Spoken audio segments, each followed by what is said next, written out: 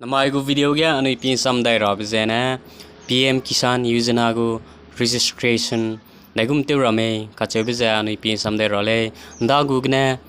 helai di jai cham di bisi gna process ja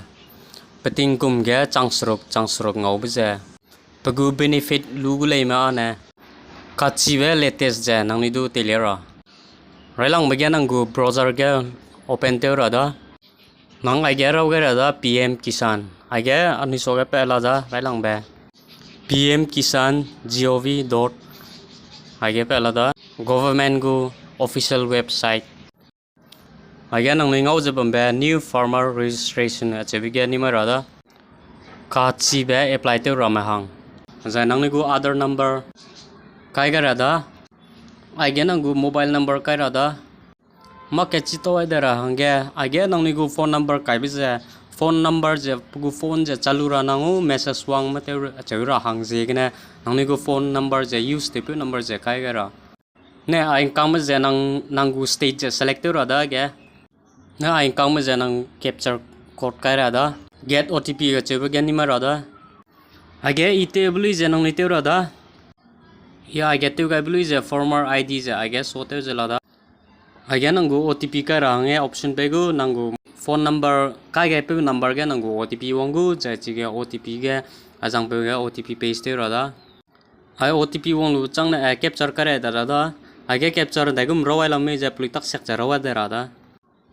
age ine submit te ga da ja locate wang da ra OTP wang da ra nge age OTP nangu phone number ge OTP wang da gu age pak na ba OTP nang ka da ra da ai consent gu accept te ra da ja age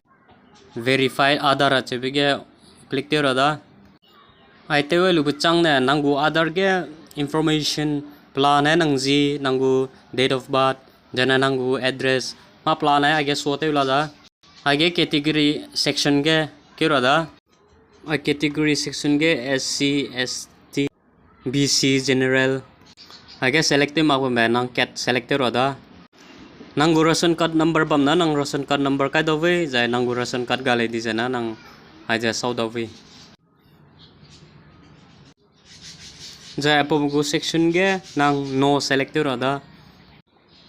age farmer family detail ge gudai ra da age nang nau kuluk me di kumai nu na nang nau kuma kuri me student kuri me chebe ai nang select ra da izana nang ayang kang mai ke dai da jana nang gu land gu kadai gu pata ja age nang age ke da na rural farmer ge gu ka apo changa yang kang mai nang chu option pe ga la mui nang na choose to ra ba nang gu kadai ja join me single me che ba nang chu choose to ra pe la mui dai nang na nang gu kadai le nang na owner le design nang age single ge click te ra da join le design nang age join ge click te ra da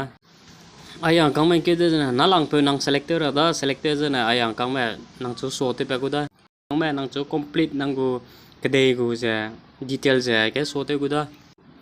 age nang gu kadai gu number je na nang gu kasna gu number je age kai ra da ajang pe ge tik te ra da ayam me pi pe ka da da na nang gu age date je calendar ge so te la da nang gu land pata jana kadai gu kasna gu number ja ting kum dai ki mi tarik dai ki mi che ja again nang gu select te ga da again nang gu yang kang mai ke da jana again nang gu pata number ja ki jala mu again nang gu applicable ga le di jana aga so do we kai mak du de mak ga puli je so ga do we again nang gu Aadhaar number enter te rang pa dai la again nang gu Aadhaar number enter te ra da IMP pa da na aga add ku information ga add te ra da chelu dena ajang pe gu ge ine select ga da ida talai ni gu kadai gu ja age nang atte kam mai ra da ai atte lu chang na ka da be pe da je loan supporting documents age nang gu kasna gu le si ja bang lu ja nang upload te ra da ge age nang lu upload te na chi ra nge 200 MB pe ready na nang upload te do la ka nangu chijang pe lu si je size ke le di na nangu nang chrome ge gu dai lu ja nangu size je te lu ne upload te da ra age accept te lu je save te ga da ine te ra ba na process se loi da ja success da ja is registration ja success ti mi success mang me che be ja ani pi dai ro chuna back ni ma da gam ke da self register option ke ni ma da aige nang go Aadhaar number ka da aige capture code ka luze submit da na aige nang chununga fill te be aige nang go detail de so te gule